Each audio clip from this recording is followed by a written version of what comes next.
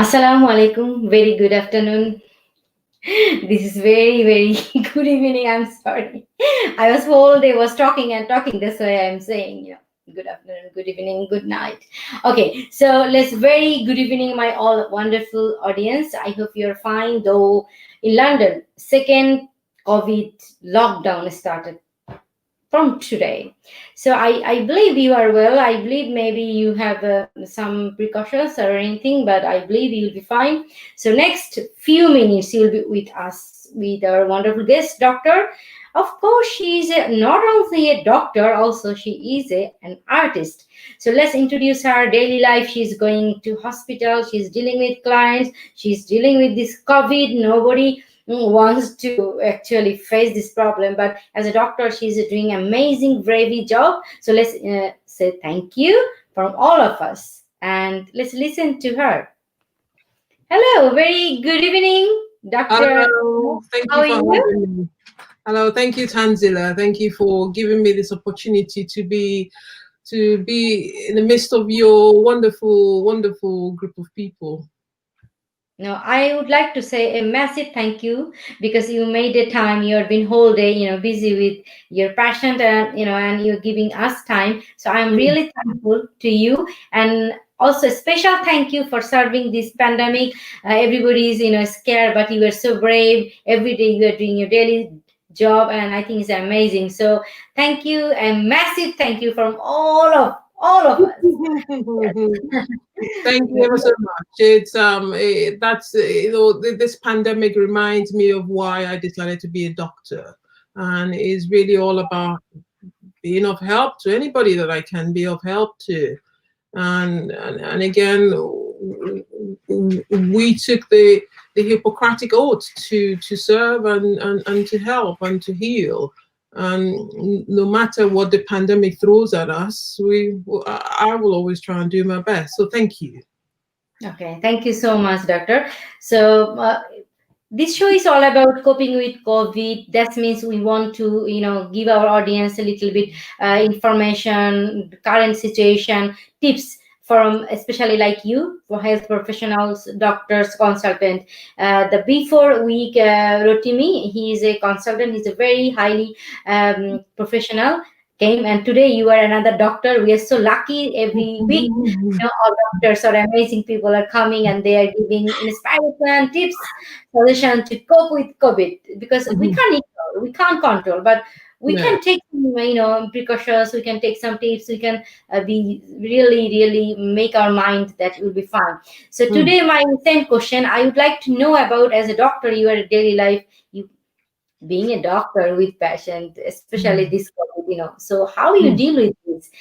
Did you feel any scare? No, I'm not doing, doing my duty because of I scare or anything. So share your daily life as being a doctor, please. Yeah, so I'm a GP, and I work in a general practice. And to be honest, when we knew about COVID-19 and then when the pandemic first hit the UK shores, we were scared. We were scared, just like everyone else, because we were dealing with a new virus, and there was so much we didn't know about it. And like everyone else, we were taking each day as it came, but we were also, you know, trying to make sure that we were still going to be able to provide the services to our patients. So life as a doctor didn't change. Life as a GP didn't change. I got up every day and I went to work, and we saw patients as we would always see patients. And when we got to know about COVID-19 a lot better, and we realized that we needed to protect our patients and to protect ourselves as GPs, we went on to telephone consultations. So rather than seeing people face to face, we went on to telephone and remote consulting, where we could call someone on the phone or we could do a video consult. During the first lockdown, that was purely all what we were doing, but we still had what we call hot sites, where people who we suspected had COVID symptoms, where we could send them to, and a GP could see them. And and again, the most important thing I want to make clear is that even during the first lockdown and during this second lockdown, GP practices have always been working to full capacity. And in as much as most of our doors were closed to people walking in for face-to-face contact, we were still making calls. We were still getting in touch with lots of people. And you asked the question, was I scared? Yes, I was. I was, because I'm a Black lady, and from what we now know, people of Black and ethnic minority origins are at higher risk of having worse outcomes if they contract COVID. So I know that I need to be extra cautious, and I need to take extra steps to protect myself and to protect my patients.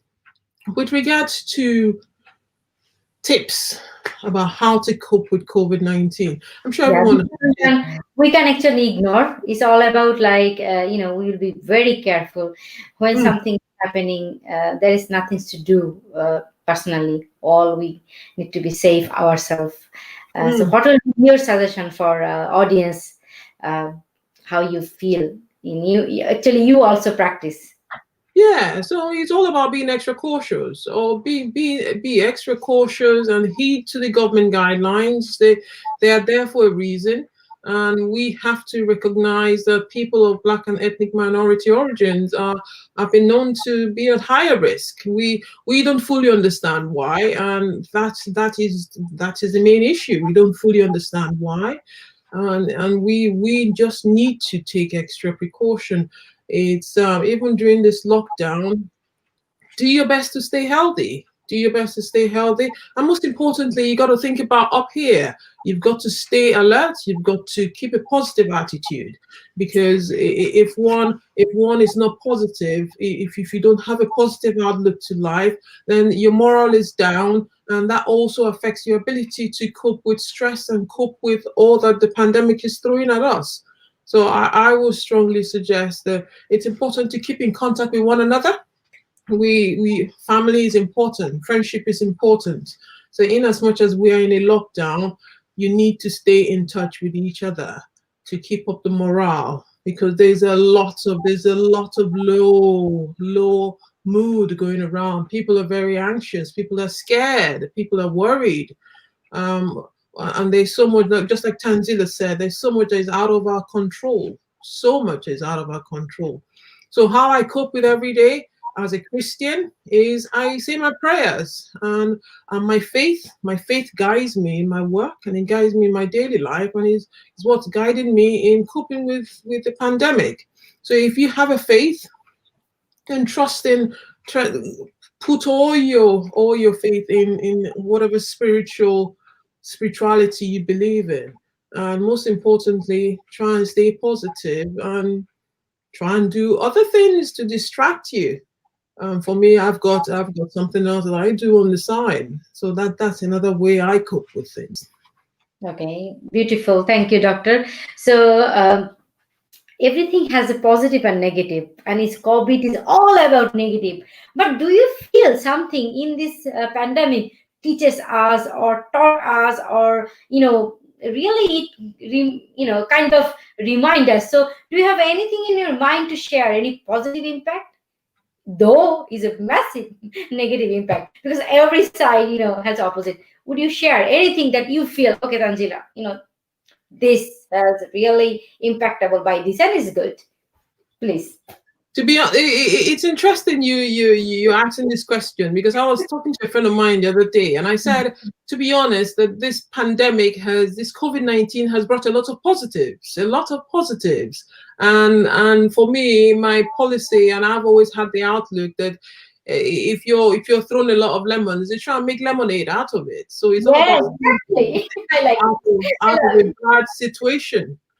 So Hmm. yes, the positives are spending more time with family, having all these outside distractions, they're all gone. And we're forced to appreciate that life is very short, and that you should make the best of every minute. Avoid procrastination. Do what you want to do at the time you want to do it, because you don't know what tomorrow holds in store for you. So for me, the positives are all about aiming higher, asking yourself, what else can I do? What else can I do? I can't do the things I've always done. There are other avenues. And again, with the pandemic, there has been an explosion, explosion of so many online activities that one can do. Be it exercise, be it upskilling yourself in courses, or be it taking part in several charities. There's so much out there. So for me, that's the positives that have come out, because if not for the pandemic, all this wouldn't have been made available. And I personally wouldn't have had the time to be looking at these things. And again, another positive is I got to meet Tanzila, and I'm here on the show. So that for me is another positive. Connecting people, connecting with people, human, we need to live with human. Honestly, we can't, though the technology is super fast, though we don't need click click click and we buy shopping, we do everything, but actually still we need human connection. And Yes, this pandemic, I think, teaches us really, like, example that I want to like magnify. Lot of people has issues.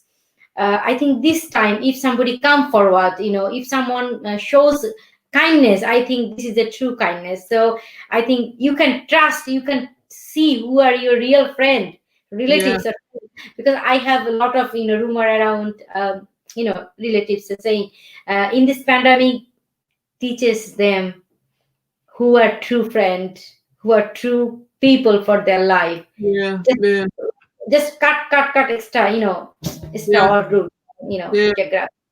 So I yeah, think this is important. Also, another thing I feel personally, we always say we can't do this, we can't do this, but situation make us to do that.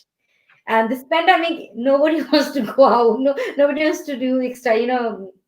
So I think we can still stay home, though it's hard. But yeah. when necessity arise, nothing's gonna stop us. Yeah, yeah. It's like, this is a new normal. This is a new normal.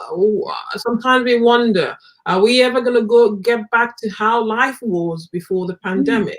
But it's important to, like you said, see the positives that have come out of COVID-19 and see what we need to take on from here moving forward. And it's that appreciation of life, is appreciation of relationships, is that appreciation of networking, is that appreciation of being in the moment and making the best of every moment that you've got. Yeah, thank you. It's so beautiful. And also, this time, as you said, lot of things going online. So, lot of people they start even business. Even maybe I said you or I didn't. I forget. I am a women empowerment coach. So, what I do, I help women to get their own business, self-employed, having small business from home. So, in Mm, this pandemic, lot of my sister they start blogging, they start home cooking, they start mm, takeaway, they mm. start lot of small things even Yeah, they never thought. So I yeah, think it gives them empowers, yeah, it gives them a new identity. yeah, It doesn't yeah, matter how much money they earn. It's matter it gives them a new, empowerment process, or confidence, or little bit yeah, extra and yeah, money. And yeah. so I think No, it's all positive. Yeah. yeah, it's totally important. It's totally important that women are taught that we women are taught that it's important to be your own person. You be your own person, that you're good at something. You don't have to be an expert. You just need to Yeah. start somewhere. And it's taking small steps towards a big goal is all that it's really all that it takes. So yes. Thank you. Apart from this COVID, I know you are an artist. So being an artist and doctor is kind of like, oh my God, how she managed time, how she did this. So I'm really curious to know, sister, would you share us how being an artist, this is a busy, massive job you are doing and being a doctor. Would you share, please? So for me, I've been an artist for over 25 years now, and I worked at this on a semi-professional level for quite a few years before I had to cut back on what I was doing due to family commitments and work commitments. So for me, art and medicine are the same. Art has always helped me to when I was in medical school, art helped me to focus. Art helped me to relate to patients. Art helped me to understand what the patient was going through. In a way, it served as a way for me to communicate with my patients. And when I graduated as a doctor about 14 years ago, I realized that I could explore art in much better ways. So for me, it became a way of expression, expressing how I dealt with life on a day-to-day basis, because I come across lots of patients. I never know what's going to walk. Before the pandemic, I never knew what was going to walk through my door. And right now, I don't know who I'm going to call. I don't know what the problem is. So I'm constantly faced with new issues. And oftentimes, lots of people call us, and I speak to lots of people, and I take their burden away from them, and I try and help them. So for me, art serves as a way for me to have that balance, because it's all about maintaining a good work-life balance, and about being able to discharge things mentally to be able to help me focus better. So that's, for me, is where art comes in. And I usually work with acrylic or oil paints, and I like to paint big canvases, because it's a way for me to let it all out after a busy, stressful day at work. I come back and I go onto my canvas with my brushes and my paint, and I just let it all out and let the colors speak for themselves. Wow, so beautiful. Uh, Actually, I do some creative activity with the community. Then I find also, like nowadays also is like, I think doctors, as you are saying, art therapy. Before it was not so popular, but nowadays Mm, everywhere is art therapy is very popular. It could be child, it could be any trauma release, it could be yeah, the adult. Of yeah. course, it's older people, so I worked a small project in like few years ago, Mm, where all the old people, like a senior citizen, mm, they had this resource center, and they do the art, writing. It could be even laptop. It could be, I mean, the little iPad. They touch, mhm, and mhm. the doing things. Maybe they are not making that kind of art, but it touches, and all the operations Yeah. going on. The color, the design, it gives them vibration inside and feeling positivity. So, do you do some personally something in your with your passion? Do you do that, or you? Well, to be honest, I have to be very honest. I haven't had the time. I have a young family, and again, with my day work as a GP, it's quite time consuming. But it's something I'm looking to develop further as the years go by. So yes, you mentioned art therapy. Art is increasingly recognized as a way of, as a form of healing for lots of people. And obviously, prior to the pandemic, you had small art groups, and those art groups were ways for people to meet up with other people. So it helped to deal with isolation. It helped to deal with loneliness. And again, creating something out with your own fingers, it gives you that sense of fulfillment. It gives you that joy, that happiness, and you've been able to create something. So yes, art has a huge role to play in medicine, and it's an area I'm looking to explore further. Oh, beautiful. Do you know something about BME Health Collaborative? Because you mentioned BME is like likelihood. They are kind of a big portion of this pandemic. So, do you know our BME, Michelini holder? She's have founded this organization and helping BME community get Yeah. awareness and get the. Do you know something? Would you share, Yeah. please? So, So, sister is there. She's commenting. Wow, we have something else in common. I use acrylic. Just trying out oils. Thank you, Sister Michelini. Thank you very much. yeah, so the BAME Health Collaborative is a charity, like you said, Yeah. founded by Michael and Holder March. And basically, it's a charity that we're hoping to bring together a lot of trustees and ambassadors and committee leads who are all professionals in their own different fields. We're hoping to come together to try and address the issues surrounding the BAME, the Black and ethnic minority cohort. and people of Black and ethnic minority backgrounds by doing educational sessions, by trying to approach things from top, bottom up. So again, it's there are quite a few BAME groups out there. For us, it's a different approach that we're aiming to use to try and address these issues. And Thank you. I'm currently the primary care lead for the BAME Health Collaborative. It's a brand new charity. Yes, It's but formally launched. working very well. But it's going very well. It's doing Everybody very well. they contribute themselves. It's amazing to see. It's nice to be collaborate. Together, different professionals. So I'm very proud of this team, and Yeah. this show is all about actually all the amazing team are coming and they are sharing their experience, giving tips, giving inspiration. I think is amazing.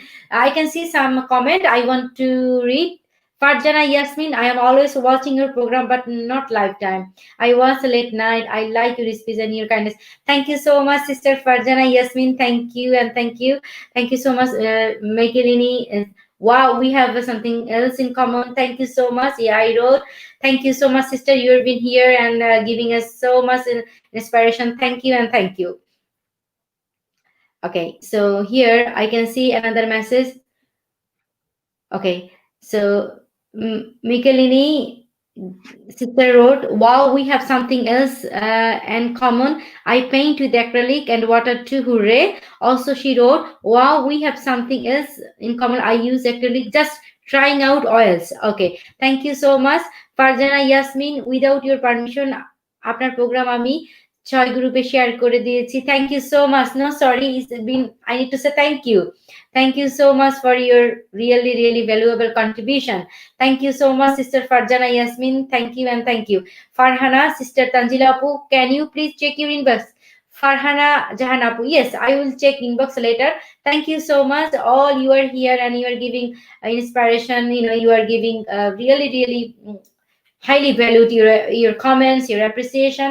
I really valued, and I would like to say thank you. And end of the show, I came, sister. Would you share your favorite color? Which color you like most? Oh, my favorite color. My favorite color is that I think is red. It used to be purple, but it's now red. How did you change it? Any reason?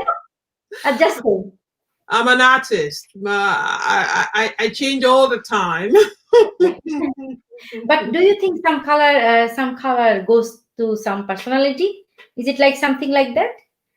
Do you think? Well, yes. It's well known that certain personalities go for certain colors. For me, red is bright. Red Yeah. is vibrant. Red is it tells you about beauty, and obviously the red rose is all about love. So it's Yeah, thank you. And purple? What about the purple? I'm wearing deep purple. So what is So the symbol of purple? I can't quite remember what the symbol of purple is, but for me, purple signifies peace. It signifies peace. It signifies calmness. So that's why I liked it. So what's your favorite color? Oh, actually, I am like you. It's quite changing. Now I like white. I don't know. I like white, but I like red roses. Pink also. Yeah, but at the moment I'm like I'm in white. Maybe I will change. I don't know. So I am an artist too, but in different way. Okay. I am an author. I'm artist means not like you. I'm a writer. I am my one of the book published, especially focus on BME. Honestly, because we are diverse with color, diverse with culture, diverse with language. So I can show. I run different workshop for diverse community parents, children who have different mother tongue. So Okay. this book inspires all the diverse parents who coming from different diaspora and they have generations here born. So this book will inspire them. This book will guide them. how they can teach mother tongue to their children, because the mm, children will pass the message, pass the, the language and culture for future generation. So if we are not giving them inspiration, encouragement, if we are not empowering them with our self-esteem, identity, our mm. diversity, so they don't know. So this is our duty. So this project I run, it quite 6 7 years. I'm running community school, college, private, children's center, where the diverse, especially our BAME parents Mm, are. I mm. encourage them. You need to show self-esteem. Yeah. You need to show how proud to be. You are black, Bangladeshi, you are Asian, you are European. So you are proud your identity. If you don't say proudly, Mm, your child never realize that, and they never hold yeah. on. So your duty to hold the legacy and help them to empower for their Mm. future generation. So this, yeah, my sister, we are end of our show. Yeah, So that's good. I would like to request you end of the show, again, just share any tips, especially for this pandemic. People can be calm, can be inspired by you. Thank you. Yeah, so please stay positive. There's a lot of uncertainty in the air, but there's a lot to be grateful for. There's a lot to look forward to. So stay positive. Make sure that you are getting enough rest. Make sure you're drinking enough water.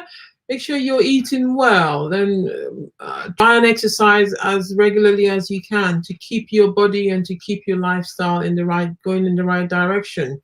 And please, please, please, if you have any problems or if you have any health issues or any questions, then get on the phone and contact your GP, because your GP surgery will always be open.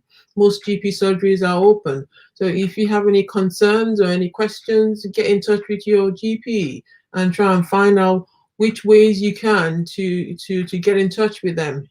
It could either be through an e-consult, or it can be through a telephone consultation, or the GP can call you via a video consult. There are always ways to get in touch with your GP. And if it's when the GP surgery is closed, please do call 111, because there's always a clinician there to help you. And again, most importantly, this is a time for family. So get in touch and stay close as a family. And together we can. Together we can beat this. And together we will get through. Thank you so much, sister. It's amazing to get you here and hear this amazing, sweet tips.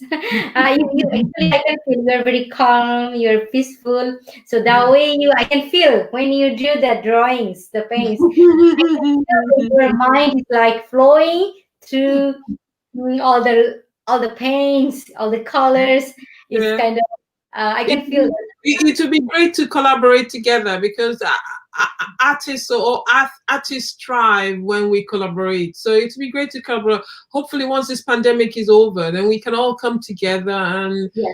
and do something amazing together. Yeah, I love to invite you, because I do a lot of networking event, exhibition, to give a space to our Mm, community women, especially. mm, They can mm, show their talent, they can mm, show their expertise. Like you, when I mm. invite all the women, you can come with your art. So you Good, can good. you can display, and people, all the women can see, they can feel the way Mm, you, they mm, can pass the emotion. I think it's amazing. So next time I will, of course, I will do the events. So mm. I will do the exhibition, and I will invite you, bring your all art, and we Wonderful, wonderful. hang out with I'll your look forward to amazing that. women. I'll look Yes. forward to that. I would Mm. like to say again, thank you and thank you and thank you. I can see people are thanking you. Michelini, my sister, excellent show. Thank you so much, sister. Thank you. You are amazing. Daniel K. Winterfeld, enjoying this conversation. Thank you. Thank you. Thank you so much. I believe your conversation, I mean, your speech is amazing. They said people are feeling good. Thank you. I am really humble and thankful to you for your time, your amazing tips. I would like to see you another time. Thank you Thank so you much. for having me, Tangela. I'll be more than happy to come back. And thank you, everybody. Thank you for being an amazing audience. Oh, thank you. So sweet. I would like to read again. Mikelini's sister said, BHC proud of this moment. Thank you, my sister. For you guys, thank you all. Thank you. Yeah, this show is actually especially for BHC, because all the amazing professional doctors, health, professionals, they come and share their tips, their inspirational speech with audience. So I think it's an amazing way to share knowledge. Also, feel good. The people are Yeah. also appreciating your work. So we would like to say massive thank you all the doctor health professionals. They're doing really bravey. They're the superhero right now. So again, thank you. Thank you, Thank doctor. Thank you. you Thank so you ever much. so much. And everybody, please look up the BAME Health Collaborative. It's the new charity that's going to be launched in November, later this month. And it's a charity that is there for each and every one of us. And together we can make the changes that are required to help address the problems within the BAME health, within the BAME communities in the UK at large. So we need your support as much as you can give it. Thank you so much. So have a good night today. See you another time. Thank you. Thank you. Bye Thank bye. you. Goodbye. Goodbye. Thank you so much, everyone, all amazing audience. I would like to say massive thank you to you too, because all the time you appreciate, you come up, you share your amazing comments. It's really mean to me a lot. Thank you. I would like to give you a lot of value, lot of every time is time. So inshallah, see you another time. I will bring inshallah another health professionals. So she has been a doctor and she is also artist, and I'm so proud to see our amazing sister doing amazing work. They have been doctor, nurse, health professionals, consultant. In this pandemic, they're serving the society, the world. So we should say thank you. And thank you. Have a good day. Thank you, all of you. Goodbye. See you another